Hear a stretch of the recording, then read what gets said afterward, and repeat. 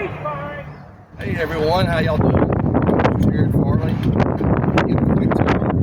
Chris, so glad you came out here today. Chris, so glad you came out to give a tour of the Battle of New Hope, the Dallas line, incorporating the Battle of Dallas, Pickett's Mill that happened in late May of ¡64. Where you're standing right now, if you'll do a panoramic, is a pocket park that was created in the 1950s to commemorate the battle here at New Hope that was fought on May 25th, 1864. You're right behind the Confederate earthworks of A.P. Stewart's division. If you were to look in this direction, straight out past the church, the modern church does exist, and records do not state that there was a church here. The church was in the cemetery during the battle, which was ripped apart and burned by the Confederate Federals for firewood and such. So where you're sitting, you would have been seeing cannons here and cannons placed in the cemetery. Stovall's Georgia Brigade would have been in the cemetery. You had Clanton's Alabamians and Baker's Alabamians. Gilbert's Louisiana troops, which part of their earthworks is on the far side over here. They would have run in reserve of the works.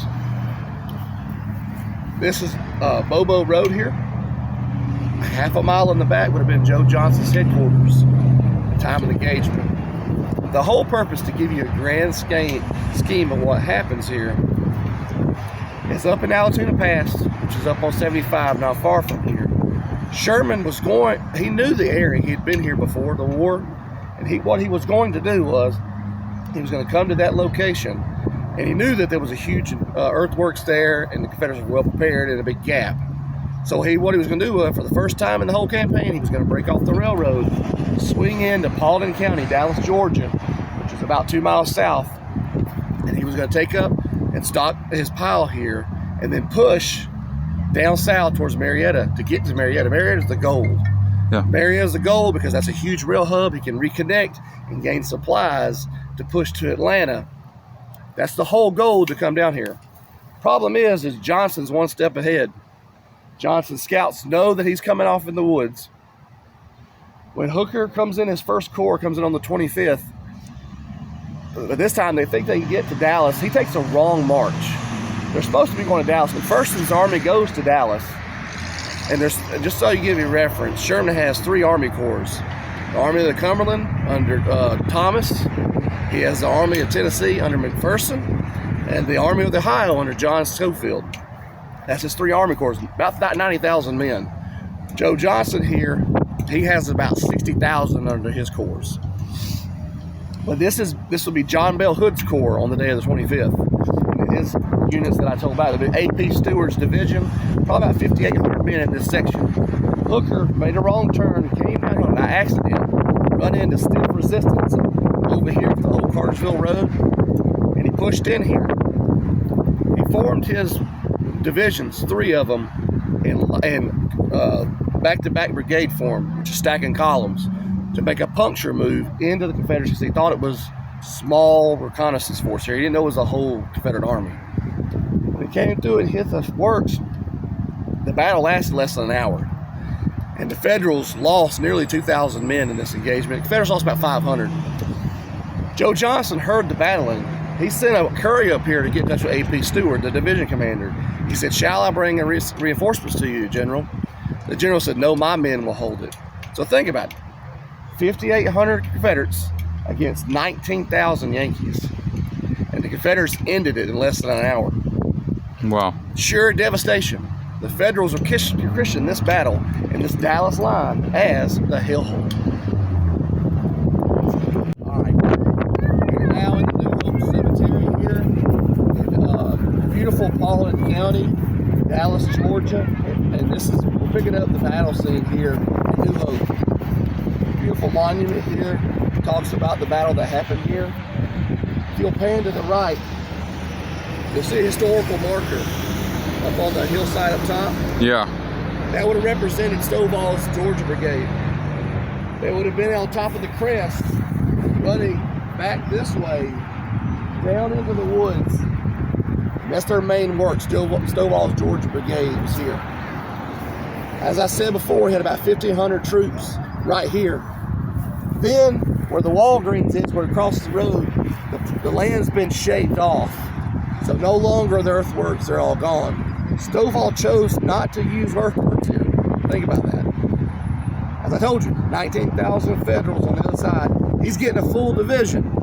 He's not getting Butterfield, he's getting the Williams guy to come straight at him. So he's going to have a straight on fight in the cemetery with 2-to-1 odds against him. Stovall's sick. The colonel of the 40th Georgia is actually in charge of the battalion at this time, of the brigade at this time.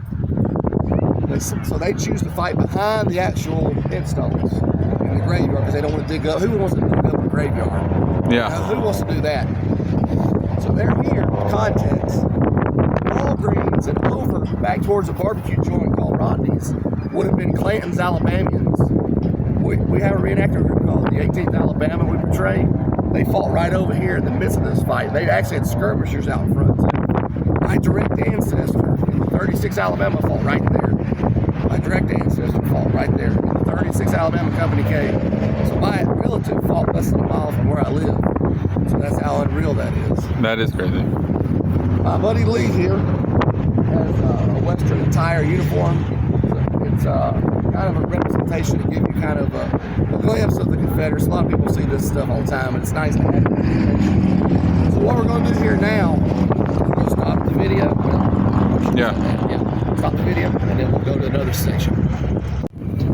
Okay, I want to put it in real perspective for a lot of people here, okay? 40th Georgia had a company from Paulding County, from this actual county, fighting on their home soil. This grave right here, this private, in 40th Georgia, died right there. And is buried not but 500 yards behind his rear works. That's the real cost of the battle. How many times can you say this gentleman died in this cemetery? Anywhere in front of you is buried here. So any of Stovall's brigade men in here is dead. A lot of them are unknown over here where the big Confederate flag is. That's the price for this battle. And to know that they're actually buried in the cemetery they fought is unreal. So this last man's moments on this earth, right here.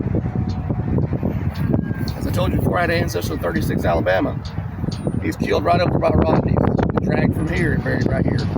Never to go home. That's the price of the war of the Confederacy. There is one stone here, a memorization stone to a Federal soldier. Further up on the crossroads of Pickett's Mill, they have an actual Federal soldier buried there that died at around Pickett's Mill and buried. They never got moved to the National Cemetery in Marietta. Most of the Union dead took theirs out of here in the late 1800s. But I just want to give you context of when you see these stones in here, and go through some of this stuff, that this man's final moments on this earth is right over here and buried here. Wow. So as you can see, this is the clump of the majority of the New Hope dead here in this cemetery, right here in this spot. Most of these unknowns are probably from Stovall's Georgia Brigade. Across the street over here with Clanton's men dragged here and buried. Unknown, but to God, God knows who they are. This is another price that these guys never got to. This is the end for them in this war. Like I said, it's a huge toll to tell you that most of these guys you see here, like they were killed way off in a battlefield, took home. They were killed directly 500 yards from you, buried here. That's the real toll to the battle. So very rare do you find a stone of a Federal soldier in a private cemetery, because most of them in the late 1800s were taken to places like Marietta National Cemetery or Chattanooga National Cemetery. Most of the war dead here were taken to Marietta National Cemetery. This guy's not here. As you can see, it says in memorization. His memory is here. So that means somebody from their unit or something came back and placed this stone for this gentleman that they could never find, in memorization of a brother that they could never know anything about. The Pickett family and Pickett's Mill, this is their family plot. Military park run by the state here in Pickett's Mill. This is the family that owned the property at the time. This is the mother and father. Benjamin here was killed at Chickamauga. I think on the 19th, if I'm not mistaken. But he died at Chickamauga. I think it was the first day he died. And his family plots here. So that's the tie-in to Pickett's Mills. Their family's buried here in New Hope. So it's a nice, famous place to come look at. All right, now this historical marker tells you a lot about the battle here at New Hope, the fighting engagement here where it's at. May 25th, 1864. Stovall's brigade would have been thrown up this way and been back towards the hillside down into it. They would also run across here, probably in here, where they would have met the 18th Alabama on the other side of that road, and then run straight back towards a place called the Rodney's Barbecue. Trees are gone. There's nothing in front of you. The hellhole is directly, probably 500 yards straight over here. When the Federal troops of Hooker's Corps come across, they go through the ravine and come up in instant fire. They have the Confederate guns in the cemetery too, firing canister right at them, directly right into them. Federals over here. Federals coming just like this, right on this pike, hit the Confederate works. Remember, they think they're only pushing an attachment. They start to realize that there's more than attachment here in this area. As I said before, Johnson made it here to Dallas first. Stopped Sherman from swinging around to get the very end. When the Federals come out, they take heavy casualties. The battle lasts less than an hour, probably about 40 minutes. So we're really quick. During the battle, the rain started coming down. It started raining during the battle. As before, when it's almost wrapping up, it's torrent. It's raining horribly. There's a private in the 123rd New York that has a monument at Resaca. They're one of the regiments on the other side here that's pushing through here. It's raining so heavy, he looks at this captain, a private, and I can't say his name, I can't remember. He looks at him and says, if it keeps raining, Captain, we'll just swim over there and tackle the Johnnies. He says that over here on the other side here. The Federals will pull their dead and pull them back into the ravine, which christens the hellhole. So think about it. Rain, torrent, storm, cannons, fire, everything, and you're down there dying with your brothers in that hole down there. Combat is real. It's as real as it gets. Some accounts of Federal soldiers said there was a tornado during the battle. A vortex sucks them out of the sky. There's 2 accounts I've read that they talk about them being sucked out of the sky. Where do you hear that about a Civil War battlefield too? It's very key to think about it. Just think about the sheer carnage of what they went through.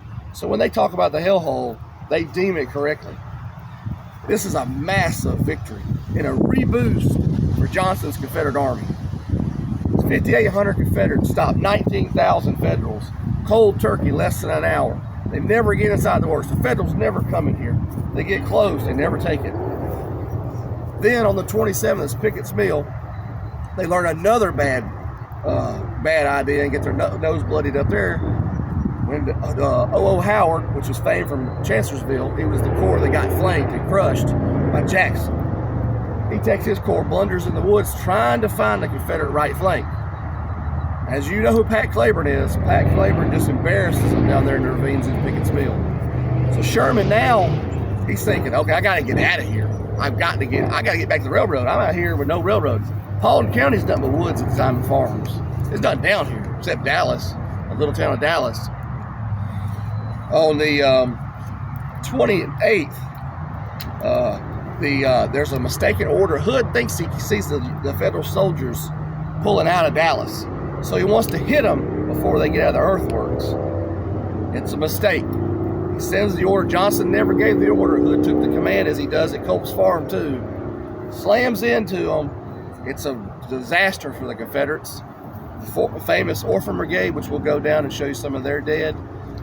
The famous Orphan Brigade takes a beating down here.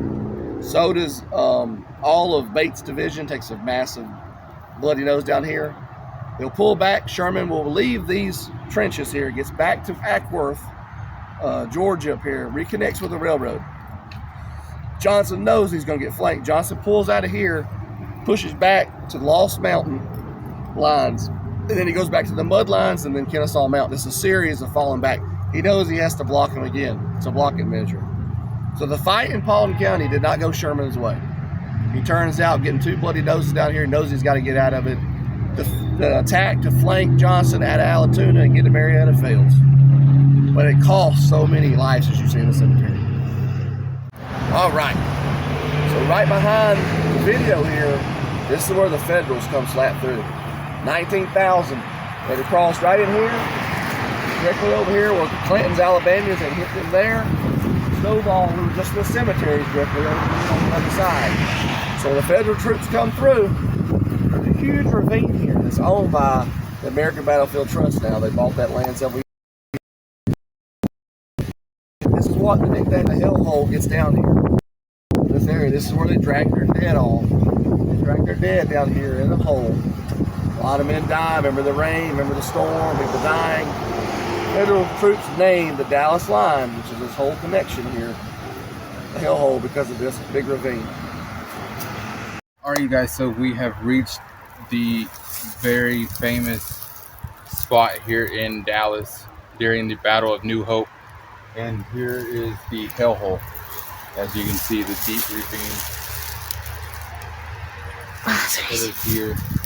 That so much intense fighting occurred right here. So it's really an honor and a privilege to be able to be taken here today from my friend Jarrod of the 18th Alabama, the same unit that he portrays today as a Civil War reenactor is the same unit that fought here as well.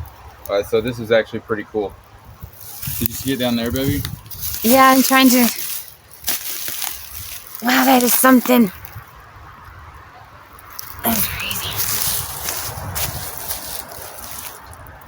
Shoot. Here, Lovey. It's still videoing, but oh, it goes all the way down on it. Yeah.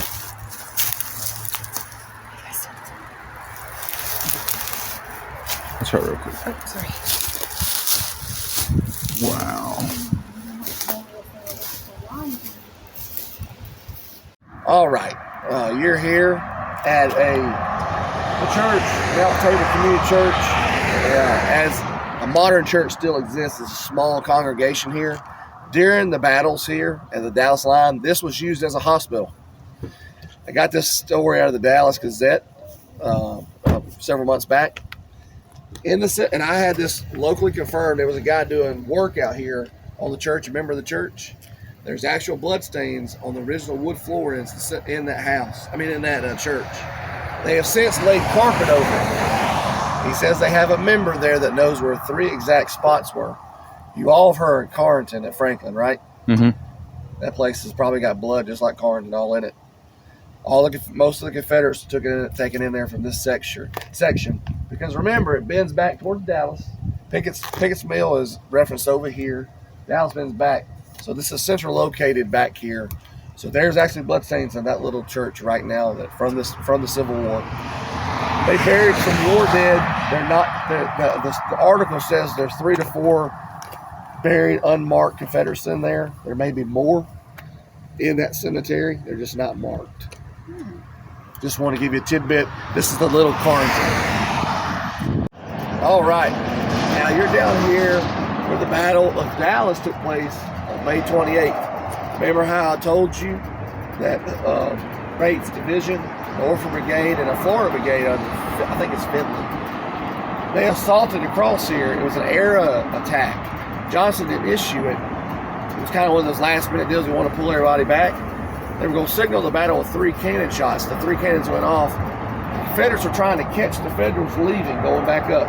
New Hope's north, Pickett's Mill. The city of Dallas is right over here. The city of Dallas is under federal occupation. The Yankees would have been on the knoll on the other side. The Confederates would have held this right in here, all the way behind you. This small mountain is the Ellsbury Mountain. The Ellsbury Mountain is directly behind you. That mountain back in there was where Joe Johnson had his signal corps. If you've ever heard the wiggle waggle signal corps with the flags, you would have Confederates up top there. They would communicate it between Pickett's Mill and this section.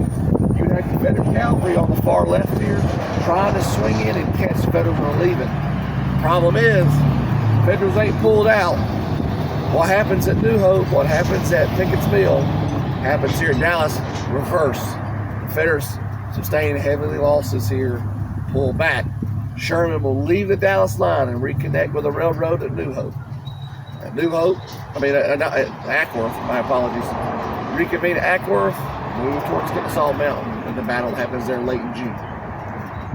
All right, you guys, so that's going to conclude today's video as I was traveling around Dallas, New Hope, and also learning about the Battle of Pickett's Mill. There was a lot of things that was going on, so it was great that my friend Jarrod came out and gave me a little bit of a tour of New Hope and the cemetery and a couple other locations in Dallas, and also teaching me about downtown Dallas and the fight there, and then letting me know about this monument right behind me that was here to honor the Confederates from Halton County, as well as any other art, and to honor all the Confederates that battled during the Civil War. So if you guys enjoyed the video, make sure you guys hit that like button, subscribe to the channel.